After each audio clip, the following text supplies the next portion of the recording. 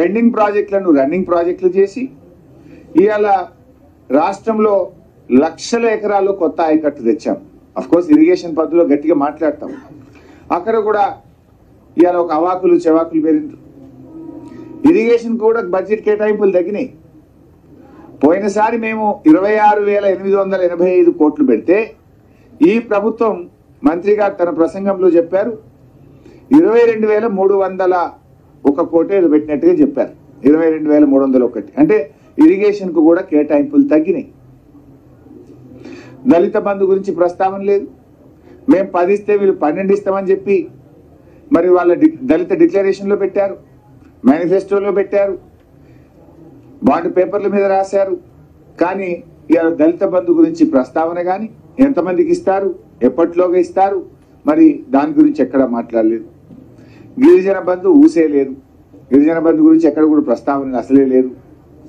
ఇవన్నీ ఒక రకంగా ఇట్లా ఉన్నాయి. ఇకపోతే కళ్యాణ లక్ష్మి, తులం బంగారం ఇవన్నీ లోపల చెప్పుదామన్నా. ఇలా కొంచెం ఇలా ఓన్లీ కొన్ని పాయింట్స్ వరకే చెప్పుదాం. ఇకపోతే ఆసరా పెన్షన్లో ఇందాక నేను చెప్పిన 7,437 కోట్లు పోయినసారి పెడితే ఈసారి 7,376 కోట్లు పెట్టింది. ఇంత కొంచెం తక్కువ చేశారు బడ్జెట్ ఎస్టిమేట్. 7,437 లాస్ట్ టైం ఉంటే ఈసారి 7,376 అంటే పోయినసారి కంటే తగ్గింది. అంటే ఇప్పుడు ఈ ఏడాది కొత్త పింఛన్ ఇయ్యరు, భర్త చనిపోయినా పింఛన్ ఇయ్యరు, ఇంటికి 2 ఇయ్యరు, 4,000 ఇయ్యరు, అన్ని ఉత్తాయి అన్నట్టు కదా.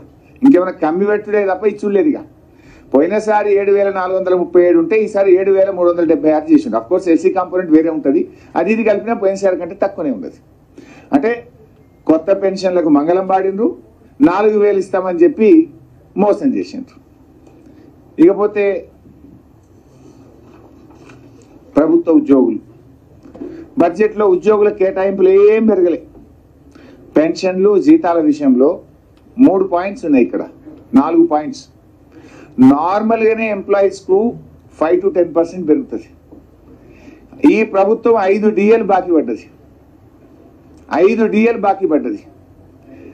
ఈ 5 DL ఇస్తే కనీసం 8,000 కోట్లు అదనంగా కావాలి. 8 నుంచి 10,000 కోట్లు అదనంగా కావాలి. దానికి ప్రొవిజన్ లేదు.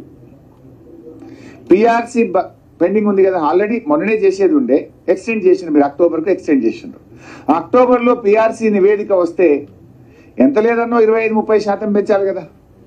మీరంతా కేసీఆర్ లెక్క ఎట్లా పెంచారు? మీరు కేసీఆర్ గారు 73% పెంచాడు, 2 పిఆర్సీల్లో 73% పెంచాడు.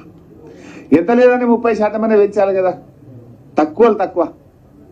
మరి కేసీఆర్ కంటే ఎక్కువ వేస్తే ఇంకా మంచిది, వి వెల్కమ్, పెంచాలనే కోరుకుంటాం.